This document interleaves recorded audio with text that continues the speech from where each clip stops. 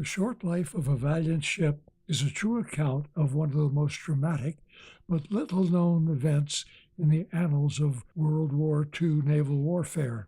The date was October 15, 1942.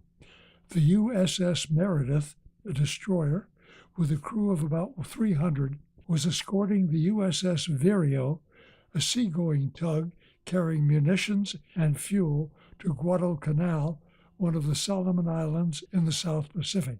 The two-ship convoy was attacked by planes from a Japanese aircraft carrier. The Vireo had only light armament, so the ship was abandoned, and its crew were taken aboard the Meredith. The battle didn't last very long. The guns of the Meredith were no match for the Japanese bombers and torpedo planes that swarmed over the ship like angry hornets. The Meredith was split in half by the bombs and sank before an SOS could be sent out.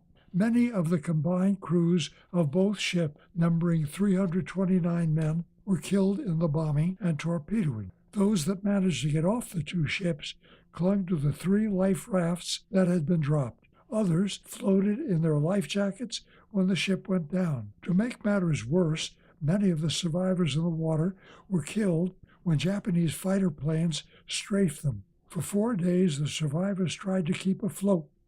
Many more died of wounds, burns, dehydration, and constant attacks by schools of man-eating sharks. Finally, on the 4th day after the sinking, they were spotted by a PBY seaplane, which contacted some ships in the area and sent them to the swimmers.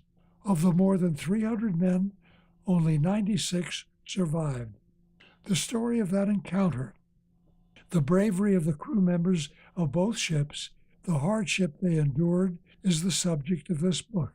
One of the survivors was Robbie Robinson, a quartermaster on the Meredith. His recollection of the events provided the material for this book.